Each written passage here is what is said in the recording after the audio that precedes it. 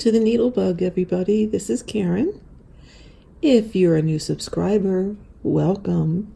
We're always glad to have new people, and I hope you will find things that will assist you in diagonal stitching or stitching in general, and learn some tips and tricks on how to make things better and easier. If you're returning, thank you so much for sticking by me and coming back to visit often, because I sure do enjoy making these videos. And hopefully everybody is learning some things, and we're sharing some new things and getting to know each other. And I just really do appreciate all the kind words and the support from each and every one of you. So thank you all. This has been a great experience. Just to give you all a little update, I mentioned in the last video about starting a Facebook group so that everyone could communicate and exchange ideas, and we could help and support each other in stitching diagonally. I did start that group, and I'm going to insert in here the name. I called it For the Love of Diagonal Stitching. No, I lie. For the Love of Diagonal Cross Stitching. I announced it on the Heaven and Earth group and on my Instagram. I had to stop and think where I put it. On my Instagram page. And so far, we're just shy of 200 members, which is absolutely fabulous. You guys are amazing. So I wanted to announce it here on YouTube so that all of you guys, if you wanted to, had the opportunity to subscribe. No question is too, how can I say? Don't be afraid to ask questions. Please ask them. No question is a stupid question. There's only one stupid question in this world, folks. And I bet you all know what it is. It's the one you forgot to ask, or the one that you didn't ask because you were afraid it was a stupid question. Because believe me, folks, there are people out there who have the same questions that you do. So please don't ever be afraid to ask questions. That is what the group is supposed to be all about. That is why I started it, so that people could ask their questions, so that they could get input from more people than just me, because I don't know all the answers. I have, I think, a wealth of knowledge. However, I don't profess to ever know everything. I don't profess to ever be a professional. I'm just an everyday common stitcher, just like the rest of you. So please ask your questions. Somebody in that group is going to answer. Please join the group and let's have fun. It's supposed to be a fun place. I don't want it to be a place where people are picking each other apart or not supporting each other. I want it to be a fun, supportive group. So I'm going to put the name of the group here so that you can all join if you're interested. And we look forward to having you there. I am one of the administrators, obviously. My friend Barb Meyer is the other administrator. And there's one other moderator,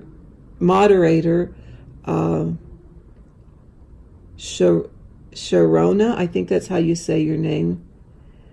And for the life of me, your last name is escaping me. I want to say Edwards.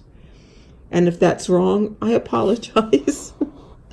I am not good with names, not at all. But it's Sharona, and I think it's Edwards. So she is one of the other moderators. And I chose her to help out because she is in Europe, and that way we do have coverage for moderating the group over a 24-hour period. So thank you, Sharona, for volunteering. I really do appreciate your help. This may be a rather short video today, as I'm getting a rather late start. I had some other things to do this morning. So I'm not going to do any actual stitching on this video. I'm just going to kind of ramble on here a little bit and answer some questions that I had. One of them was from Mrs. Hercules, and her question was, how do you keep track of the color that you have parked? And the best way I can answer that is you need to trust your parking. And that's why I have this piece with me, and I'm going to try and get it close enough here. As you can see, I have parked threads, and I'm working on this row here, and there are threads parked. In fact, there's one parked way down here. Now, how do I keep track of that? I park it in the bottom left-hand corner of the square where it is going to be used next. Okay? So that's where the trust comes in.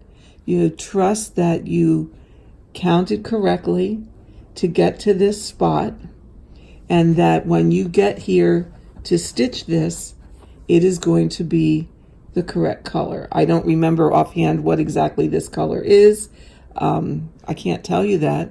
I can tell you that just off the top of my head, it's probably a star, and it's probably the outline of a star as opposed to one that's blackened in. So I know when I get to this, that is going to be that color.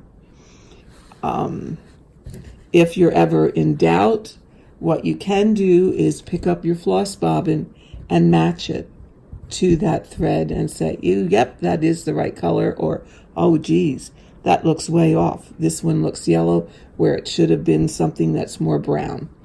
And then what I do, if I did misplace one or park one in the wrong place and I can't figure out what it is, I will end it off just to be safe.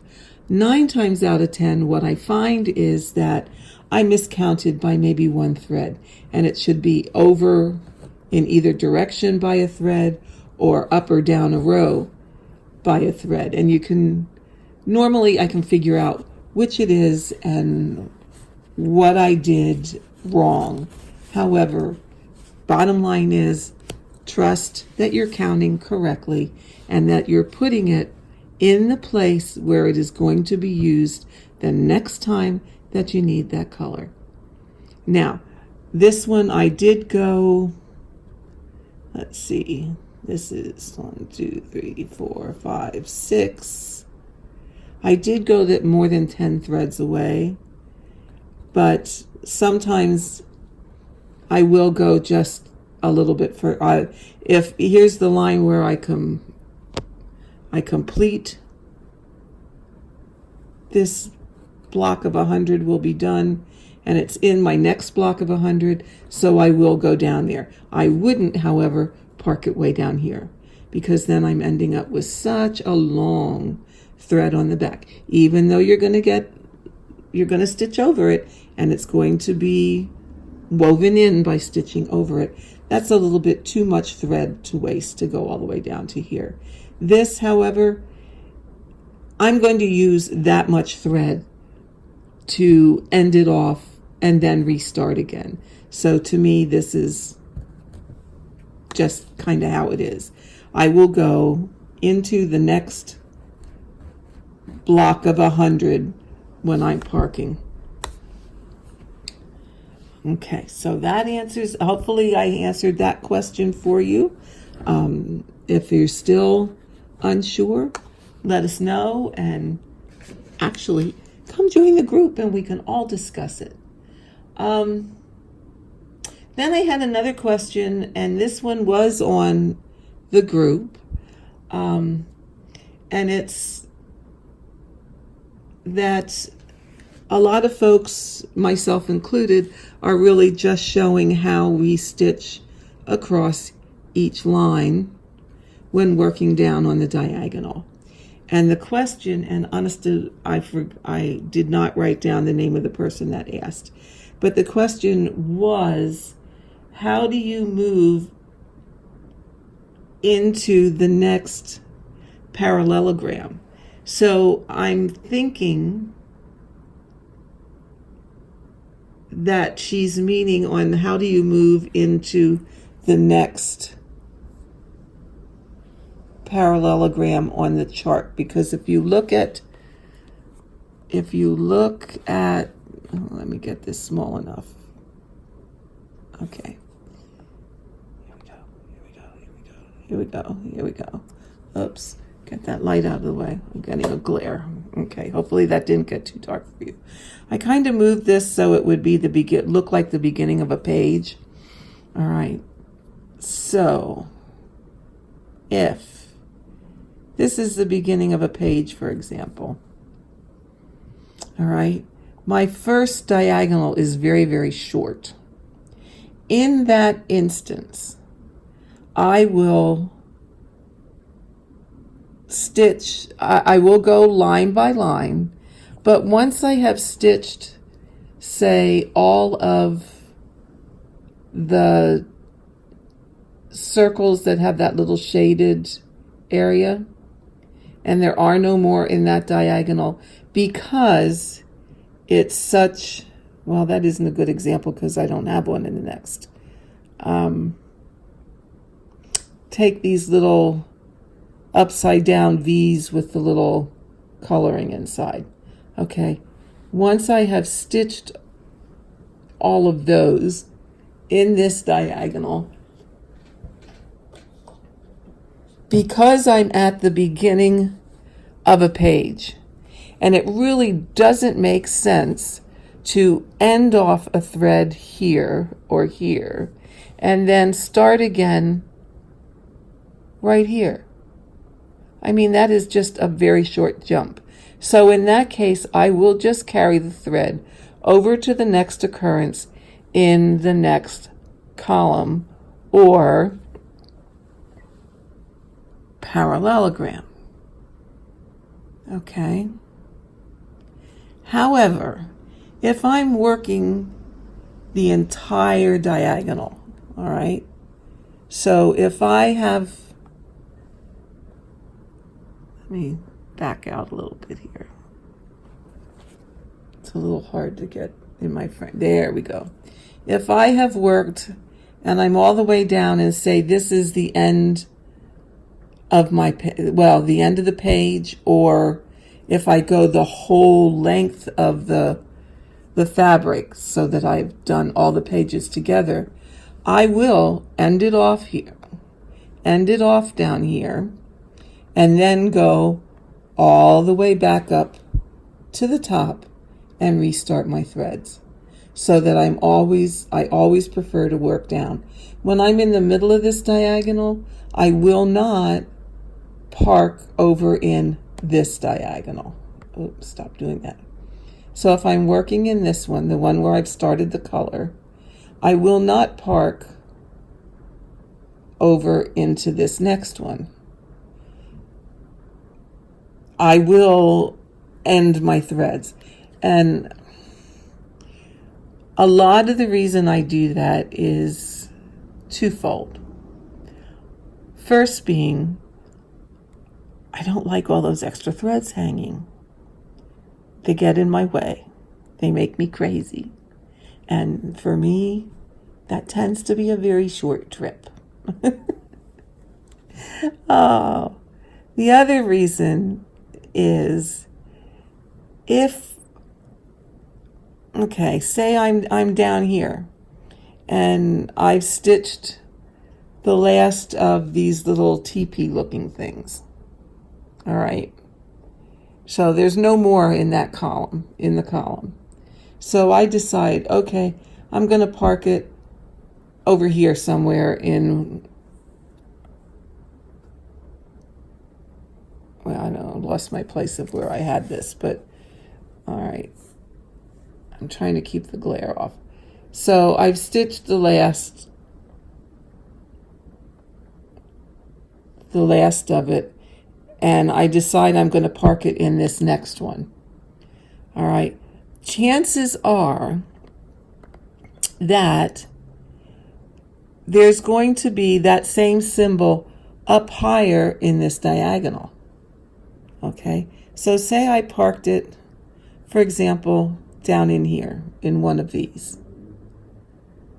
All right. However, there's an area where, okay, I keep bumping it.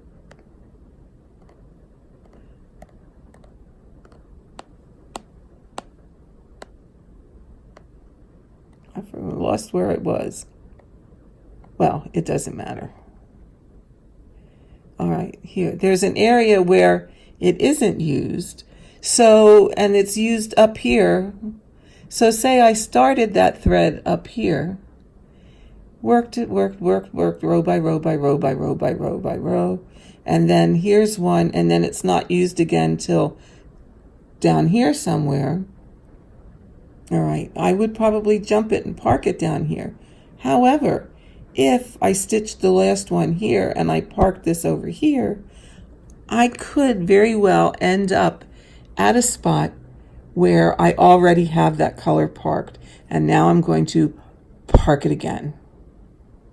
And then I'm going to start to question myself, ooh, is this the right color? Is this parked correctly? Did I mess up? Then I'm going to compare the two threads to see, oh yeah, they are the same. So then I'm going to end up ending one off and using the other one. And depending on how many colors you've done that with, once again, you're going to make yourself a little crazy. Now, that being said, do you want to, for example, let's see if I can find a spot where it happens. Okay. Do you want to stop using, say, the threes here, and they're used up here again? Do you want to carry that thread all the way up to the top of where it's used again and have that long stretch in the back? Again, that's up to you. But if I were going to park my threads into the next column, and I always work from the top down, okay, from the top right to the lower left when I'm working that column, do I want to run that thread from, if I would stop bumping this, do I want to run that thread from down here to way up here to work that column? Not necessarily the case for me.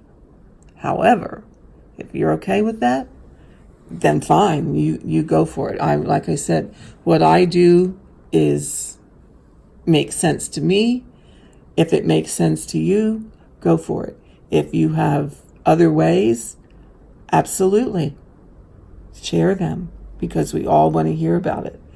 And maybe, I've already learned some things that I may do differently in having this group, and that's what that is all about. So please share.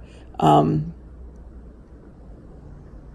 I look at how many threads I'm going to have hanging, how much excess am I going to use to park it way up to the first occurrence. Now, for some people who maybe stitch all the way down this column and then jump down here and stitch up this column, maybe parking into the next column does make sense. I find I like my stitches better when I'm always working towards me, as in the top right hand side of the column all the way down, or the top right hand side of the page all the way down to the bottom left of the page.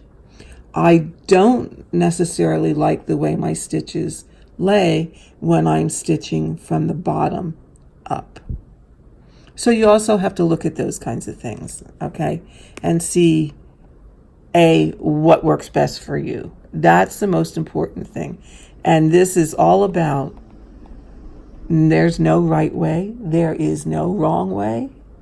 It's all your way and what you like and what you can live with and what makes you happy. That's what you do. So, I hope that answers that. The other thing I wanted to talk about, and like I said, this is it ended up to be a little longer than maybe I thought it was going to be, but that's okay. The other thing that was brought up on the group is going from page to page. Okay, so if you're going to take your diagonal and you're going to start at the top and say by this time you're over, let's get back to the picture here. By this time you're working on a diagonal that goes from here all the way down to here. Okay, so that's, and right now, once I get this line of pages caught up, that's exactly what I'm going to be doing. I'm going to work across the whole entire length of the chart. So eventually I will be up in this corner and making my diagonal go all the way down to the bottom. Okay, so given that you're going to be working over multiple pages, what I figured out in Goodreader is how to make my pages go that the next page underneath will be side by side. I haven't figured out how to get it to go that it butts here underneath. I did get it to go where it, first of all, you can do a 2-page view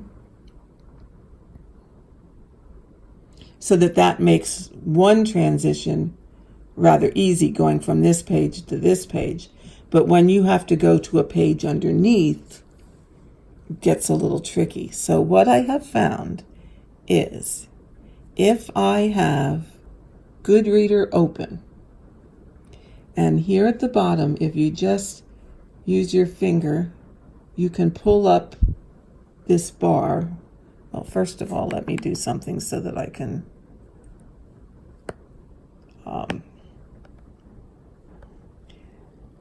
and what I did first off was I took a picture of a photograph of my next page and I saved it to my photos.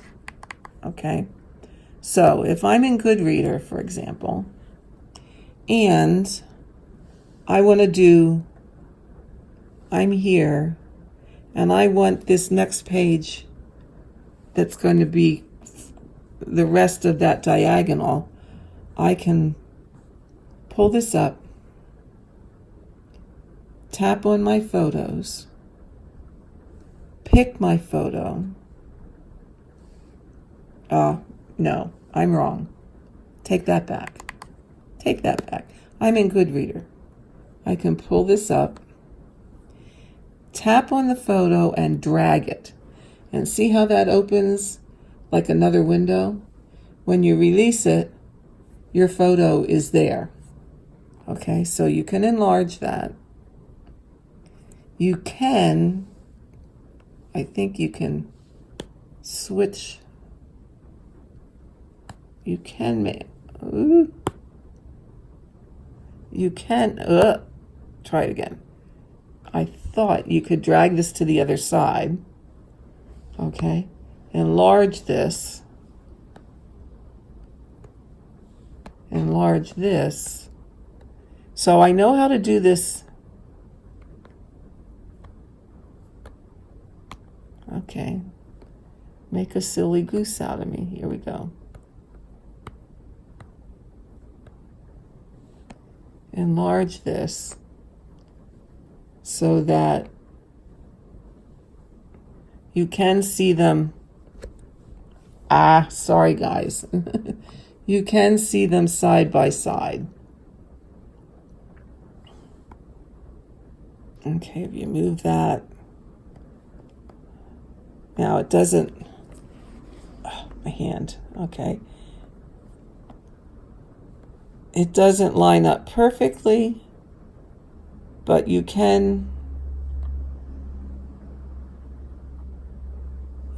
make it line up. And like I said, I've just been playing around with this, but you can make it line up that you could go from one page to the next without too much trouble. Again, I've been playing around with this. I have not gotten it figured out yet. Hopefully we will get it figured out. There we go. There we go. Okay.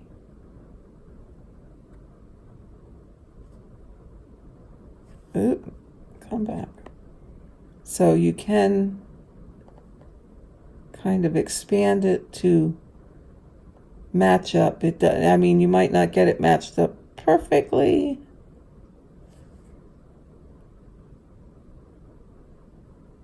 I guess I can't make this smaller. Oh, maybe I can.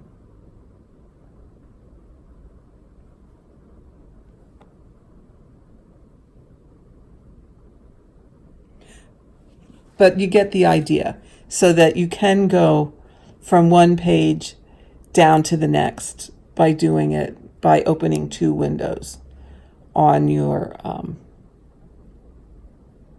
iPad. Now, you can do it by taking a picture, and I'm going to close that so that we can get rid of it. Or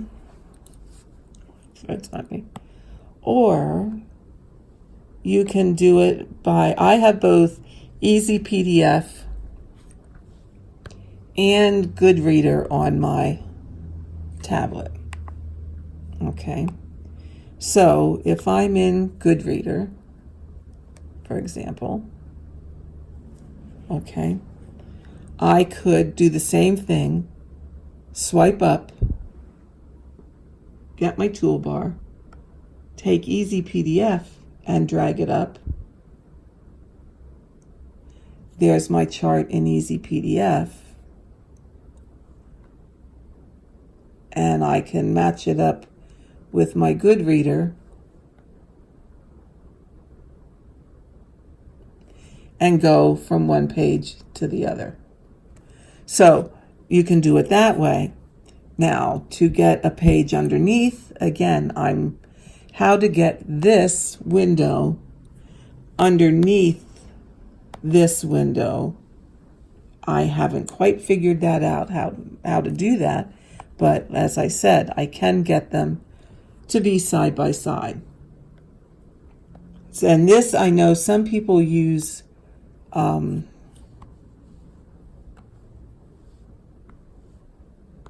where they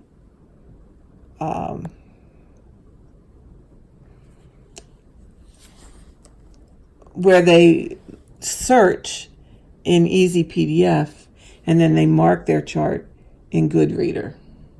So, I mean, those are some options. We're gonna, Barb's coming down tonight, I believe.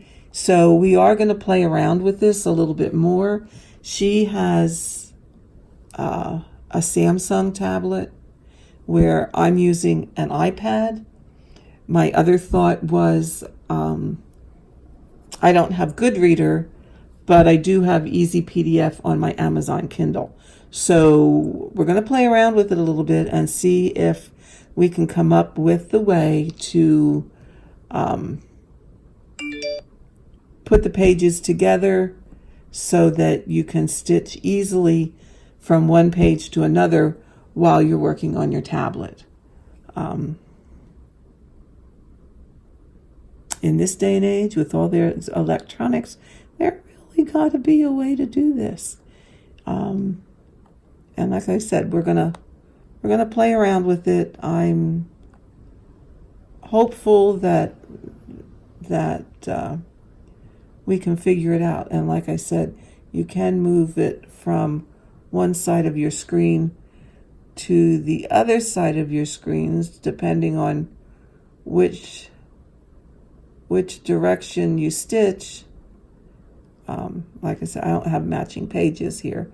And I wish I knew how to get this to the bottom, but that is an option.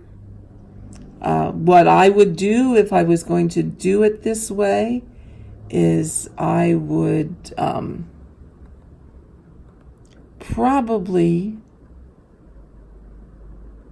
mark it off in this open window so that I knew where I was, and then when I was far enough onto the page that I would be, say, strictly onto this page, I would go back into my Goodreader and mark off what I had done and keep on going. But like I said, we're gonna work on this some more and see if we can come up with anything. If there's somebody out there who already knows how to do this, let us know so that we're not taking our stitching time to reinvent the wheel. There may be somebody out there who's already doing this, who knows how to do it on an iPad, as opposed to what I'm doing here. So let us know. Okay. So this is my short version for today. Next week, hopefully we'll get back to stitching again. As I said, join the group for the love of diagonal cross stitching. I'll post it in. Oh, I remember one more thing. I didn't tell you about my trip to Woodlawn. Woodlawn is Woodlawn Plantation in Alexandria, Virginia. Has an annual needlework show. I don't know if you remember from my earlier videos, I had told you that last year I had won a first and second place. Very prestigious show. There's entries come in from all over. So Barb and I left on Thursday evening. We go to a friend of ours, Gay, who lives in Fairfax, Virginia, and we stay with her. And then on Friday, we went to visit Woodlawn. We always have a fabulous time when we're there, because we do stay then for the weekend, and we came home Sunday. We had an awesome time.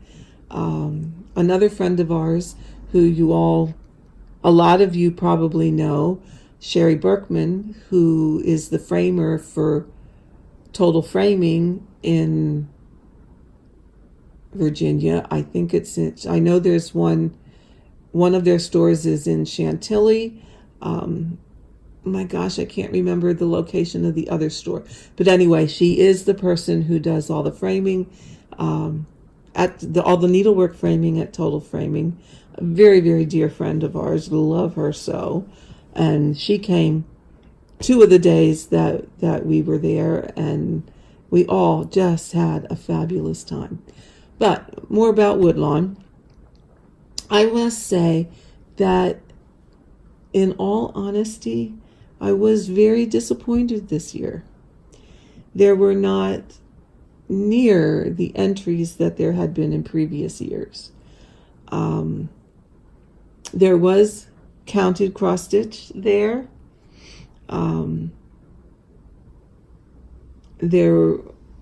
But I saw a lot of counted canvas work as opposed to the cross stitch.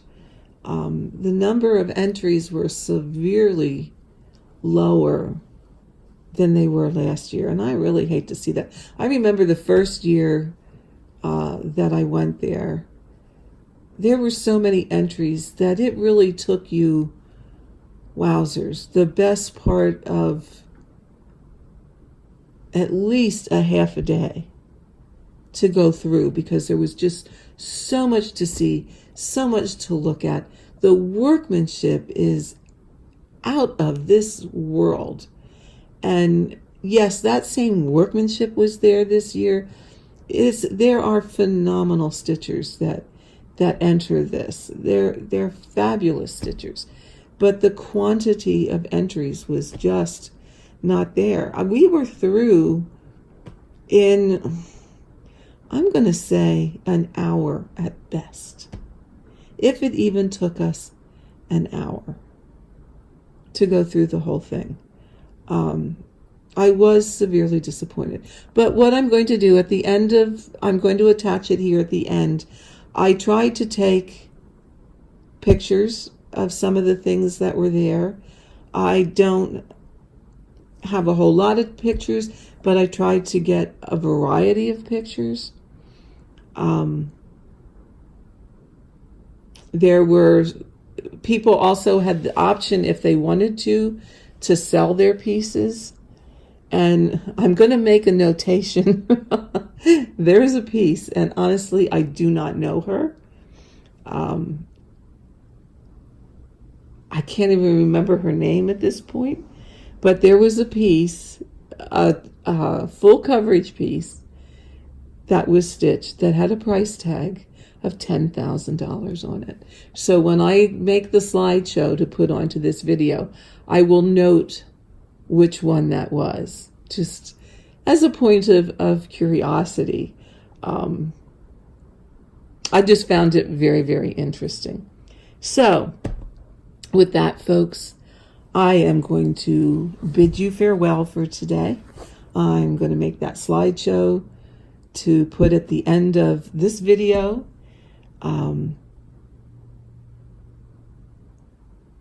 It's Thursday. I didn't even tell you what day it is. It's Thursday, March 21st. Now that we're at the end of the video, you probably all know what day it is.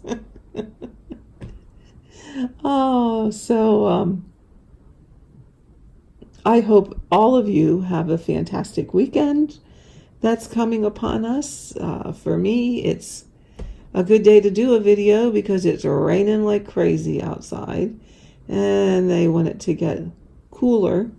In fact, we're even expecting some snow flurries here in eastern Pennsylvania on Monday. So we'll see what that brings. So with that, folks, I hope each and every one of you have a fabulous weekend. Pick up your stitching, whether it be stitching on the diagonal or just plain old stitching, however you prefer. Find your joy. See you next time. Bye.